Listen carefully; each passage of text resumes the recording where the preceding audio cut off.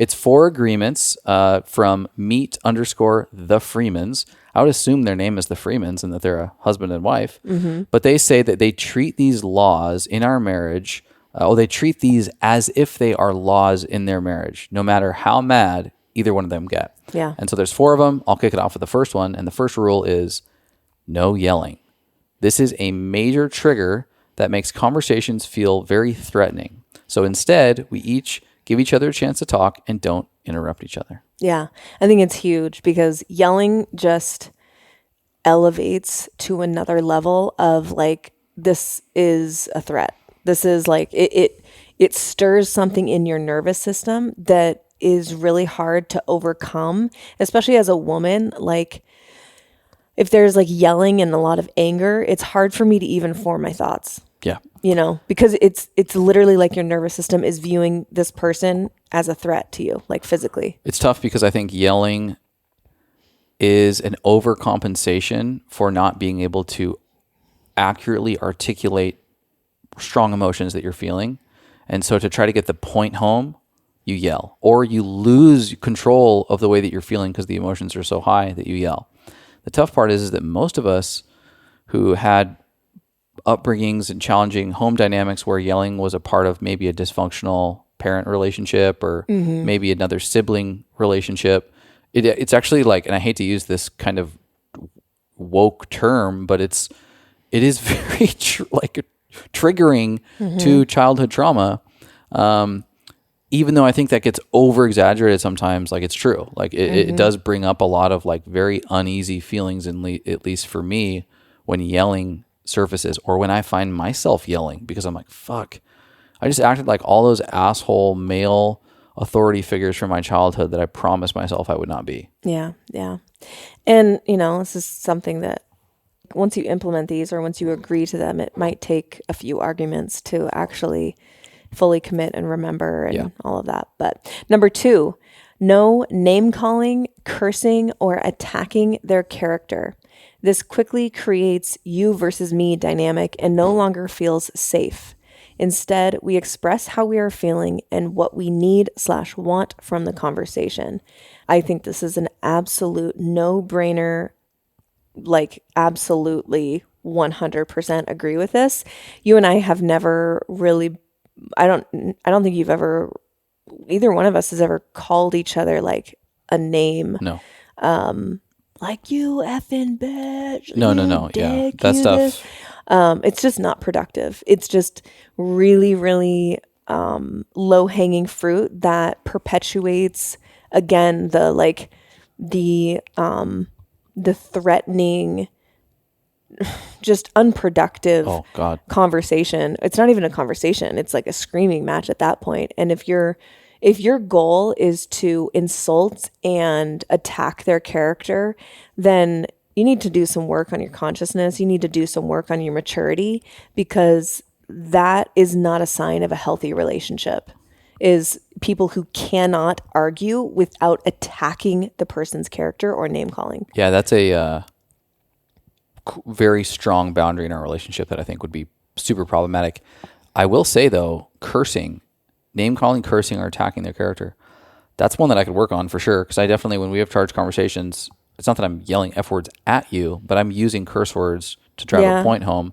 I don't necessarily believe in like, don't ever curse, but I kind of like the nudge to be like, as a way to keep yourself in check during this conversation, try to limit your F-bombs. Yeah, because I totally agree. And I'm guilty of that too from time to time. So that's definitely one that both of us can work on. Yeah. It's not even like, again, pointing it at the other person, but it still adds more charge to the conversation than probably needs to be there.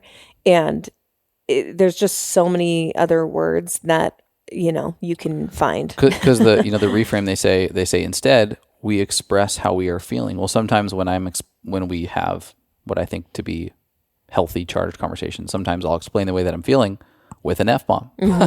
So I think that's a nice little, I'm going to try it out. Can't make any commitments yet. Okay. Number 3, no bringing up the past as ammo. This quickly escalates things and makes it hard to address the main topic right now. Instead, we stick to the main topic and bring that into completion. something else feels unresolved for us, we bring that up afterwards to have another conversation.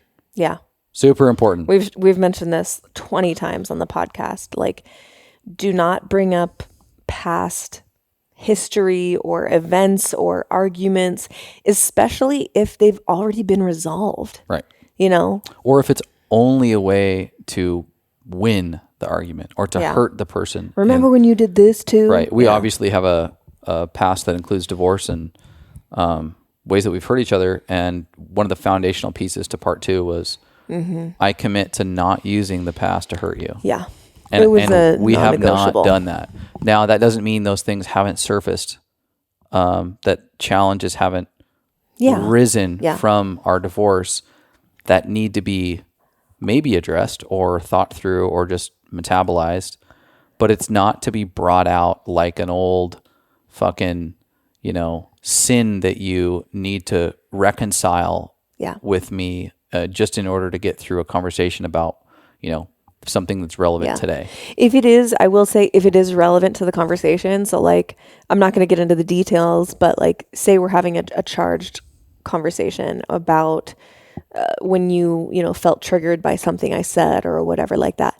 If we're working through that and we get to like the thing behind the thing for me is related to, this part of our past, related to infidelity, related to, the abandonment, related to whatever, but it's helping us understand what's going on today. You're not bringing it up as ammo to hurt me. You're bringing it up as like, this probably came up for me because of what happened, 5 years ago or whatever. Right. And so it's like, but you do it, in a way where I know that your point isn't to hurt me. It's to like be productive in the conversation today. And I always can tell when you are trying to explain yourself without referring to like past things. And I appreciate that in the moment because I can just tell that you are being sensitive to that and like trying to hold up that agreement and finding another way to explain what you're feeling without choosing words or description that's going to ultimately hurt my feelings. Yeah, same. Yeah, totally. There's plenty if we want to be complete dicks. There's plenty. Yeah. All right, last one here. No storming out without calling for a pause. This easily leaves us feeling disrespected and unloved, and that will never get resolved. Instead, we express that we need to take some time to cool off, aka the pause, but that we will come back to this conversation in X amount of time. 100% agree with this. You and I don't necessarily do this very often. We're really like, if something needs to be talked about, we both like want to get it over and done with and get to the bottom of it, resolve it. I don't think we've ever like taken a pause during a charged conversation, but if we did, there's no way that you or I would just walk out and then come back and expect like, oh yeah, let's jump back in. We would say like, hey, I'm feeling really triggered right now. I need to take a walk around the block just to cool my head a little bit and to gather my thoughts of how I want to express my feelings. And then let's come back in 10 minutes and hopefully we can be more productive. That is far and away so much more effective than storming out and then just coming back and be like, I just needed to cool off. Okay. Like it's just not going to work. Yeah. I think it brings up a lot of abandonment wounds for people. Yeah. When that happens and when someone that you theoretically love more than anybody shows this little like abandonment preview. I think it's done in a way usually to elicit like a response from them that makes the person who's leaving feel wanted or desired. Or like they hold the power. Yeah, it's for sure a power move. And so, it's icky. Don't go there if you don't have to. And I get needing space. Sometimes where I'm just like, hey, this isn't going anywhere right now. We need to sunset this for now, or we need to bring this up in a minute, or, I'm hungry. So I get that all makes sense. The last thing, they jot down a few things that, easier said than done, right? And so what they do is they list out a few things as far as what it takes. Number one being a deep down commitment to these agreements. And in their case, they say that they have become a matter of their own personal integrity. And so I think the point they're trying to make here is like, this can't just be like, oh, fun, cool idea that we saw. These need to be like part of your constitution, relationship constitution. Yeah, totally. Repetition and reinforcement, not once, but multiple times.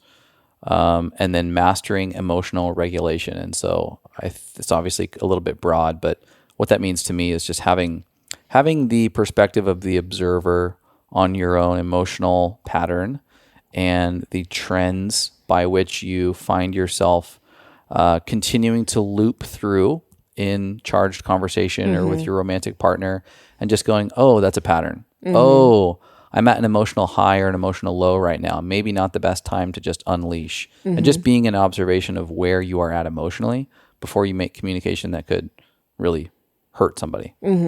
I would say too, the fourth like bullet on what it takes is prioritizing the relationship, the love that you create over either one of your individual pride or ego or whatever. You have to prioritize like, okay, I'm going to hold my tongue here, or I'm going to rephrase, or I'm going to, not say this word or whatever, because ultimately I revere our relationship more than I love my own pride or ego or whatever, or the amount that I want to win this argument. It's like, do you want to win or do you want to be happy? Well, and in some, that's a great point. It's a really great point. In some cases, like we've talked about on the show, and I've read books on and listened to many podcasts on the nice guy syndrome, where to attempt not to hurt his partner because he wants to be a nice guy, he's reserving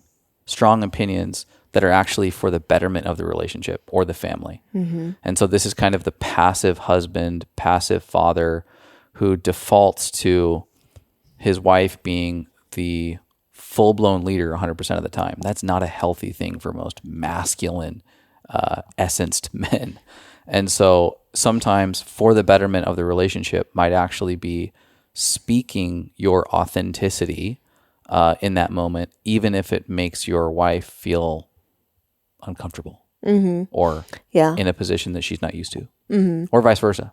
Yeah. I mean, knowing that this is hard for me to say, but I need to say it, is still putting the relationship ahead of your own ego, because it's easier. It's easier to stay quiet. It's easier to just nod your head. It's easier to go along with whatever your person is saying. Yeah. But what I mean is just like your, desire to say this one word, or your desire to call them a dick or whatever. Thank you so much for listening. If you enjoyed that, check out right over here for some more fun clips. Oh, and you're going to want to subscribe. Bye.